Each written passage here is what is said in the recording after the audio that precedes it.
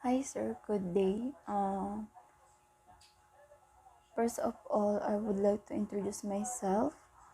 My name is Ella Jean Ferrer from PSBA HRM 2A, and today I will be discuss about uh, what I learned in provision of the Civil Code of the Philippines.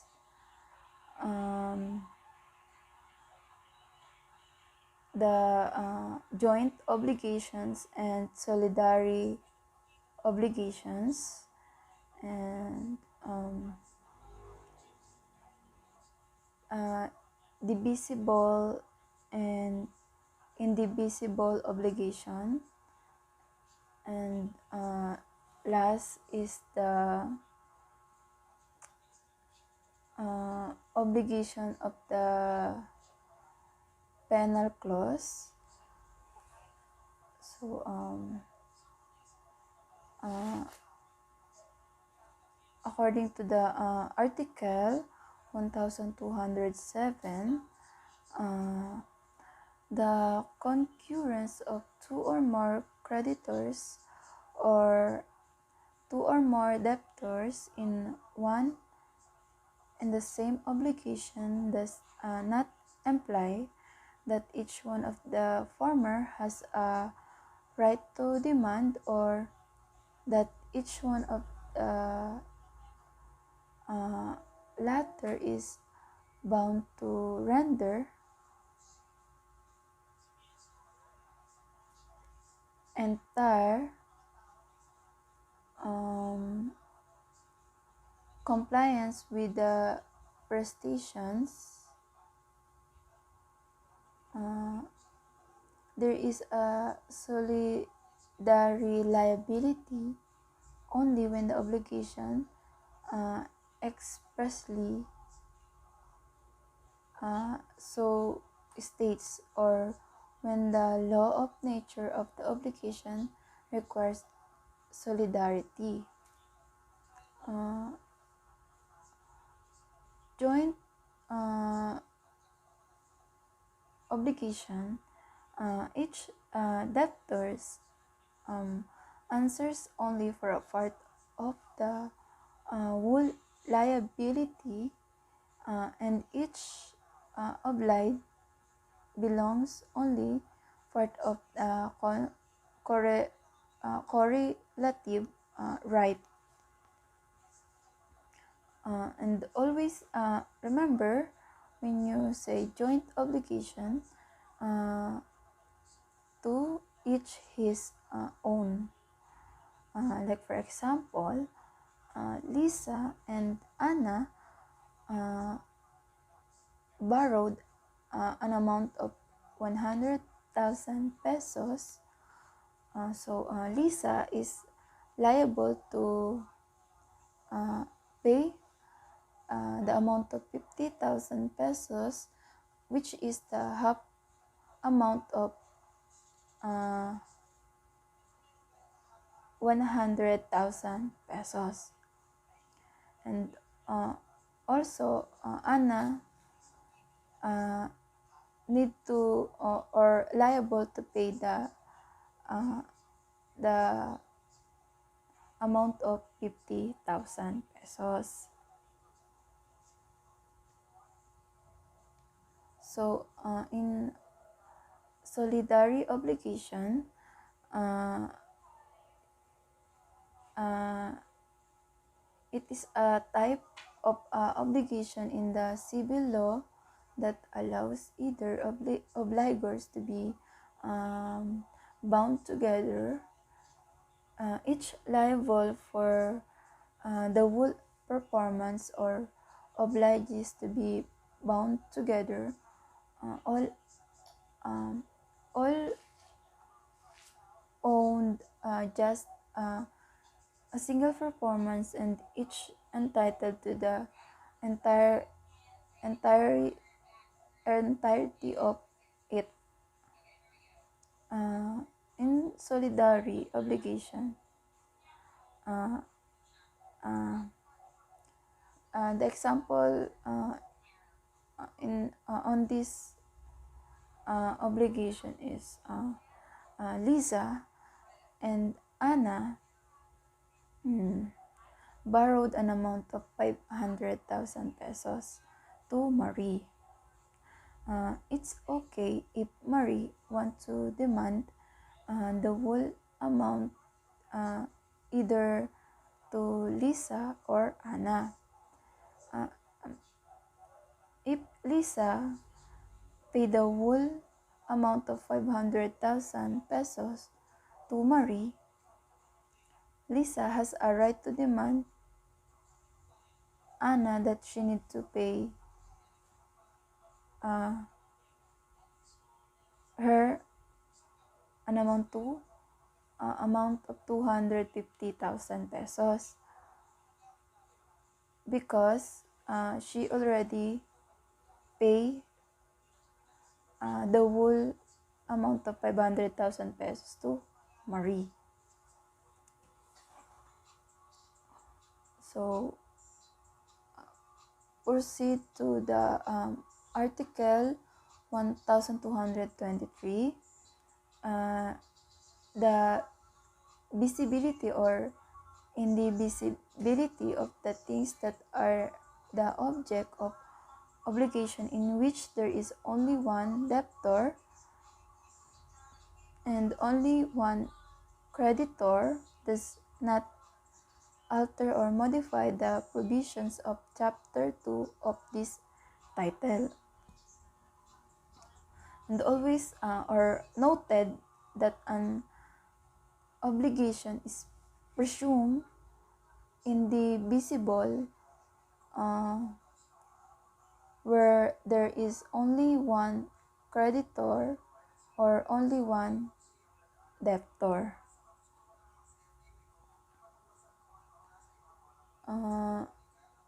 So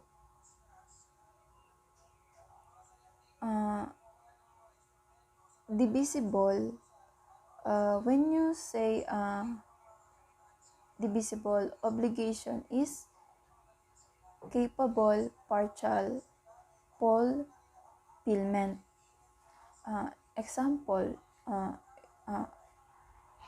to deliver 200 kilos of sugar.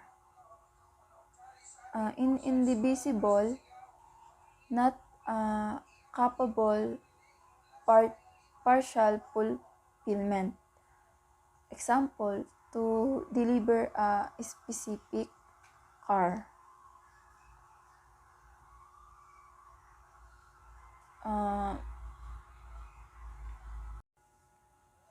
Another examples in divisible and indivisible obligations. One, Anna agreed to pay Marie to amount 2,000 pesos in 4 equal monthly installments. So in this example, the obligation of Anna is divisible because is a capable of partial performance because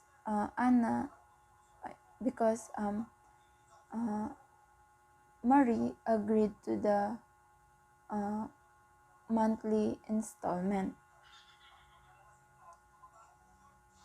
Number 2 example, Marie will pay Anna on December 25 the full amount of 1,000 pesos. So the obligation is the invisible. Although the money is physically divisible because the intention of the parties is fulfilled at one time. So in article 1226, in obligations with a penal clause, the penalty should substitute the indemnity for damages in the payment of interest in case of non-compliance. If there is no stipulation to the contrary, nevertheless, damages should be paid if the obligor refused to pay the penalty or is guilty of fraud in the fulfillment of the obligation. The penalty may be enforced only when it is demandable in accordance with the provision of this code. Um, but before uh, proceed to the obligation with a penal clause, uh, what is a penal clause? So, penal clause is an accessory undertaking attached to an obligation to assume greater liability on the part of the obligor in case of uh, break of the obligation. Uh,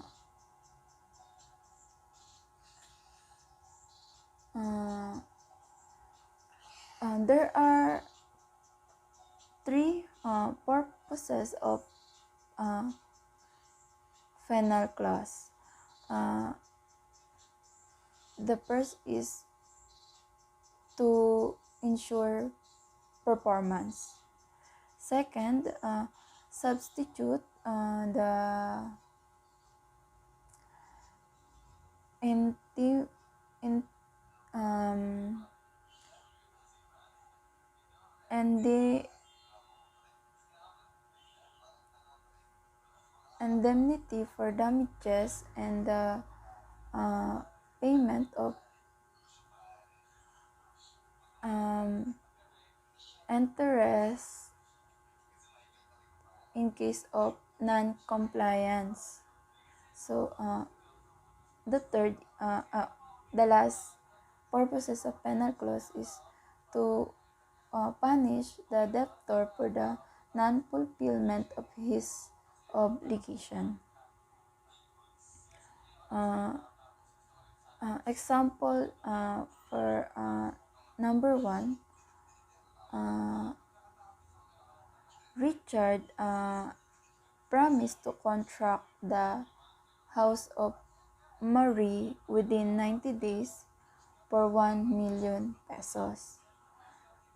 For every day's delay after the stipulated 90 days, Richard would pay a penalty of 10,000 pesos. So,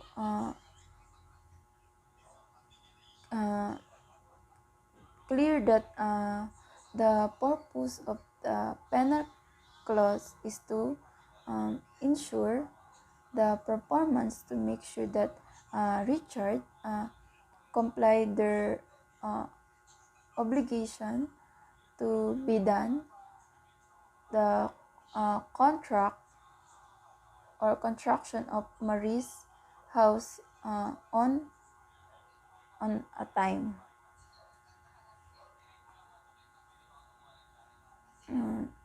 Um, and that's all, sir. Have a nice day. Thank you.